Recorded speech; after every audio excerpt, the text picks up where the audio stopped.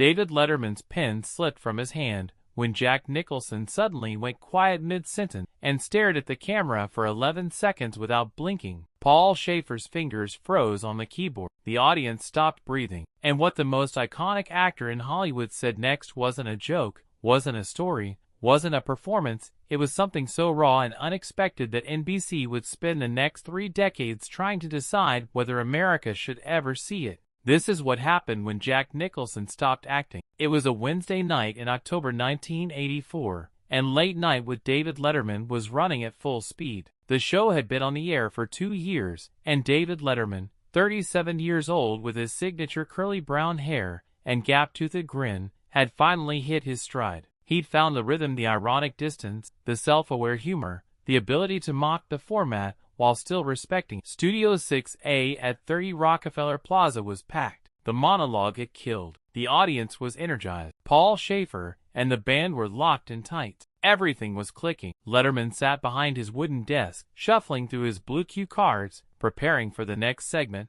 He glanced up at the stage manager. "Who's up next?" "Jack Nicholson," the stage manager said. Letterman's eyebrows shot up. "Wait, really? Jack Nicholson is here? Backstage right now. How did we get Jack Nicholson?" The producer walked over, grinning. "He called us last week, said he wanted to come on. No movie to promote, no book, nothing. Just wanted to talk." That was unusual. Jack Nicholson didn't do talk shows often, and when he did, it was usually to promote something. He was at the height of his fame. Terms of Endearment had just won him an Oscar. The Shining was already a cult classic, and he was one of the biggest stars on the planet. "Did he say what he wants to talk about?" Letterman asked. "Nope. Just said he'd come on and we'd figure it out." Letterman shook his head, smiling. "All right then, 30 seconds. The stage manager called out. Letterman straightened his tie, looked at the camera as the red light blinked on. "Welcome back," Letterman said. "Our next guest is someone I've wanted to have on this show since we started. He's won Academy Awards. He's been in some of the greatest films ever made. One Flew Over the Cuckoo's Nest, Chinatown, The Shining, Terms of Endearment, and he's got the most famous smile in Hollywood. Ladies and gentlemen, Jack Nicholson." The audience erupted into applause and cheers. Paul Schaefer hit a bluesy, swaggering riff on the keyboard, and the band kicked into a brassy, confident groove. And from backstage, moving with that unmistakable cool confidence, Jack Nicholson walked out. He was 47 years old, dressed in a black leather jacket over a simple white t-shirt, dark jeans, and his signature aviator sunglasses perched on top of his head. That famous grin was already spreading across his face as he walked toward Letterman. His hair was slightly wild, swept back. He looked like he'd just walked off a movie set or out of a bar, completely in his element. The audience was on its feet. Jack waved casually, soaking it in, but not performing it. He reached Letterman, and they shook hands firmly. Jack's handshake was strong, confident. "Jack, thanks for being here," Letterman said, genuinely excited. "Wouldn't miss it, Dave," Jack said, his voice that distinctive raspy drawl. He sat down in the guest chair, sprawled out comfortably, one leg crossed over the other, completely at ease. Letterman sat back down behind his desk. "So you don't do a lot of talk shows?" "Not really, no," Jack said. "Why not?" Jack's smile, that famous Jack smile, wolfish, knowing, slightly dangerous. "Because most of them bore the hell out of me." The audience laughed. Letterman grinned. "Well, I hope we don't bore you." "We'll see," Jack said, still smiling. Letterman laughed. "Fair enough. So you just won an Oscar a few months ago for Terms of Endearment." "I did," Jack said, nodding. "How many is that now?" "2. Got one for Cuckoo's Nest back in '76. Do you keep them somewhere special?" "One's in the bathroom," Jack said. "The others, I don't know, somewhere in the house. I move 'em around." The audience laughed. Letterman raised his eyebrows. "The bathroom? Yeah. Figure if I'm gonna sit there, might as well have something to look at." More laughter. Letterman was enjoying this. Jack was giving him exactly what he needed. The cool movie star with great one-liners. "So let me ask you," Letterman said.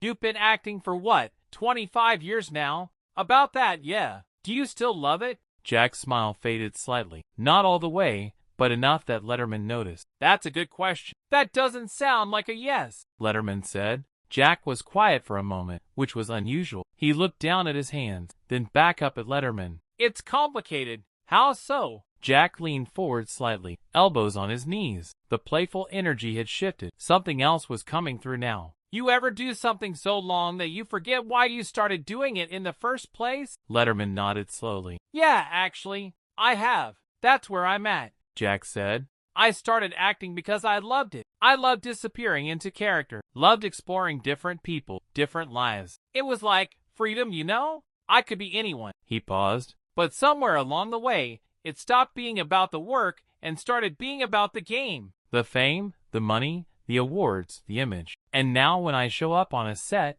I'm not thinking about the character anymore. I'm thinking about whether people will like it, whether it'll win awards, whether it'll keep me at the top. The audience was very quiet now. This wasn't the Jack Nicholson they expected, the cocky movie star, the ladies' man, the rebel. This was something else. Letterman leaned forward. Are you saying you don't enjoy it anymore? I'm saying I don't know if I'm doing it for the right reasons anymore, Jack said. And that scares me. Paul Schaefer glanced over at Letterman, eyebrows raised. This was going somewhere unexpected. Why does that scare you? Letterman asked. Jack looked directly at him. The famous grin was completely gone now. Because if I'm not doing it because I love it, then what's the point? I've got the money. I've got the house, the cars, the Oscar. I've got everything I thought I wanted when I was a struggling actor in the 60s. But you know what I don't have? Letterman waited. Peace, Jack said. I don't have peace. I don't sleep well. I'm always thinking about the next role, the next movie, whether I'm still relevant. I'm 47 years old, and I'm still trying to prove something, and I don't even know what it is anymore. The studio was absolutely silent. You could hear the hum of the lights. Letterman's expression had completely changed. The ironic distance was gone. He was just listening now, present and engaged. That's incredibly honest, Jack, Letterman said quietly. You asked, Jack said with a small, sad smile. What happened next would stun everyone watching. Letterman put down his cue card. Can I ask you something else? Go ahead. Do you ever think about quitting? Jack didn't answer right away. He sat back in his chair, looked up at the ceiling, then out at the audience. His jaw worked like he was chewing on the question. Then he looked back at Letterman. Every single day, Jack said. The audience gasped quietly. Someone in the back let out a small, "No, really?" Letterman asked. Really, Jack confirmed. Every morning I wake up and think, what if I just stopped? What if I just walked away from all of it? The movies, the press, the whole machine. What if I just disappeared? Why don't you? Jack laughed, but it wasn't a happy sound, because I don't know who I am without it. I've been Jack Nicholson, the movie star, for so long that I don't remember who Jack was before all this, and that terrifies me more than anything. Letterman's eyes were glistening now. Jack, I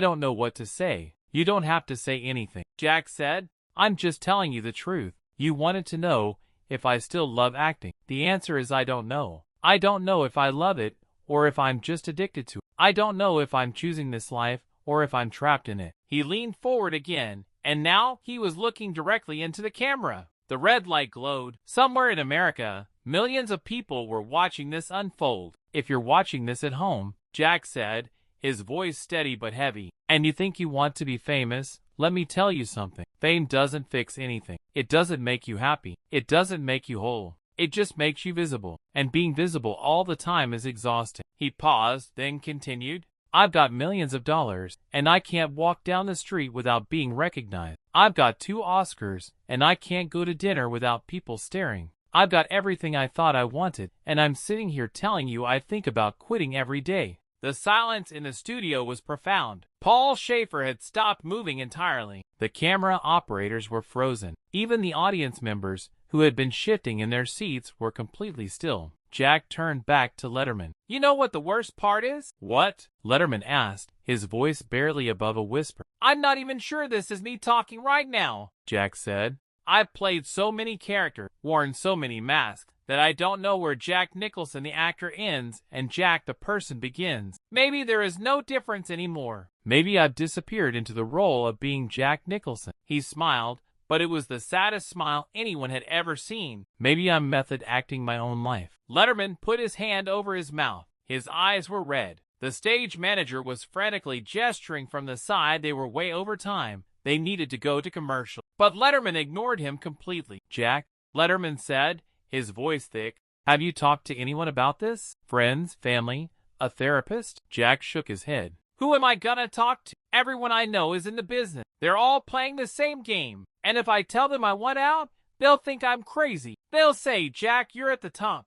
Why would you leave now? They won't understand. I understand, Letterman said. Jack looked at him, really looked at him. Yeah, he said quietly. I think you do. They sat there for a moment, just looking at each other. Two men in their 30s and 40s, both at the top of their profession, both struggling with what that meant. Then Jack did something no one expected. He stood up. Letterman's eyes widened. Jack, we're still. I know, Jack said. I just need to move. He walked to the front of the desk, toward the audience. The cameras scrambled to follow. He stood at the edge of the stage, looking out at the people in the seats. Can I ask you something? Jack said to the audience. They nodded, some of them wide-eyed, others with tears already streaming down their faces. How many of you work jobs you don't love? Jack asked, slowly, hesitantly. About half the hands in the audience went up. Jack nodded. And how many of you stay in those jobs because you don't know what else to do? More hands went up. Now it was about 3/4 of the audience. Yeah,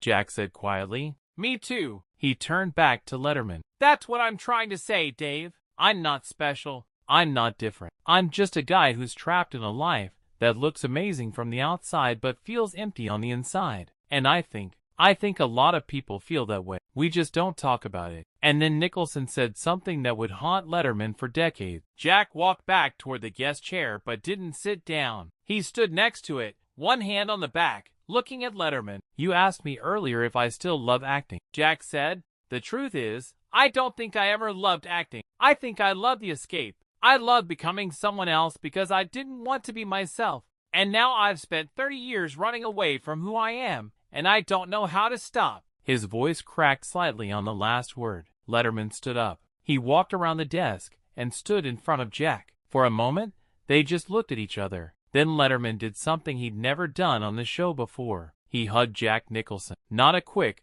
performative TV hug. A real one. The kind of hug you give someone when they're breaking and you don't know what else to do. Jack hugged him back, and for just a moment, his shoulders shook. The audience didn't applaud. They didn't cheer. Some of them were crying. Most were just watching in stunned silence. When they pulled apart, Jack wiped his eyes quickly. Sorry, he said. Didn't mean to get heavy on you. Don't apologize, Letterman said, his voice rough. Thank you for being honest. Jack nodded. He looked out at the audience one more time. Sorry for bringing down the mood, folks. I needed to say that. I needed someone to know. He turned and walked toward the exit. The audience began to applaud, but it wasn't the excited celebrity applause from when he'd entered. It was something else, something quieter and more human. Jack stopped at the edge of the stage, hand on the curtain. He looked back at Letterman. Don't lose yourself in this, Dave, Jack said. Don't let the show become who you are. Stay Jack, or Dave, or whoever you really are under all this. And then he was gone. Letterman stood there for a long moment, not moving. Then he slowly walked back to his desk and sat down. He looked at the camera. His eyes were red,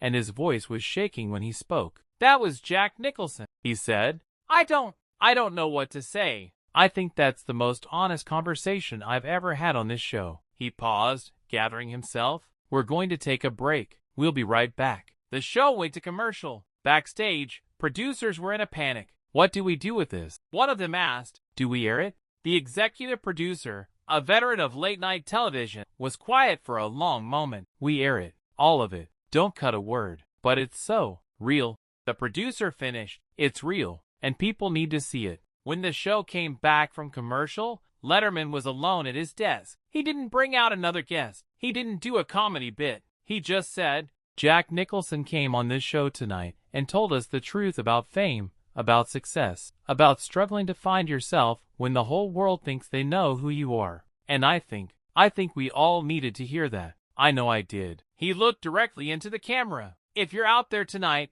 and you're feeling lost, if you're feeling trapped in a life that looks good from the outside but doesn't feel right on the inside, you're not alone. Jack Nicholson feels it. I feel it. We all feel it sometimes. And maybe the most important thing we can do is just admit it. Stop pretending we have it all figured out. He paused. We'll see you tomorrow night. Thank you for watching. The credits rolled in silence. No music. Just the sound of the studio lights and the shuffling of the audience leaving. The episode aired in full. The next day, NBC received over 8,000 phone calls. A few viewers complained, "That's not what late-night TV is for." Most said something else. "Thank you for airing that. I needed to hear what Jack said. That was the most important television I've ever watched. Network executives decided not to rerun the episode. It was too raw, too intense. They feared it might hurt Letterman's image as a comedian. But the people who saw it never forgot it. 2 weeks later, Letterman received a package. Inside was a photograph of a young Jack Nicholson, laughing freely on the set of one of his first films, and a handwritten note.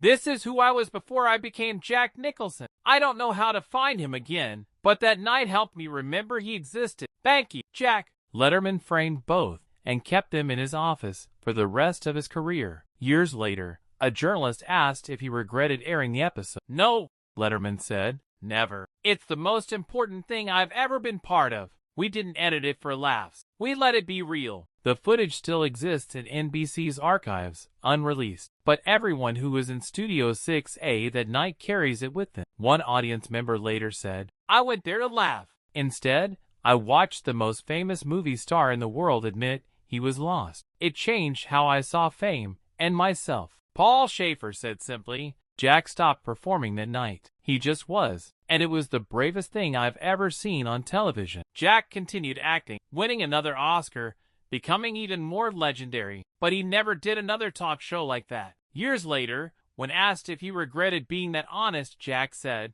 No, that was the only time I was just Jack. In Letterman's private office, next to the photograph, there's a small card Jack sent him later. Some masks you wear so long they become your face. Thank you for helping me remember what was underneath. J.N. On difficult nights, Letterman looks at it, and he remembers the night Jack Nicholson stopped acting, and he tries to do the same.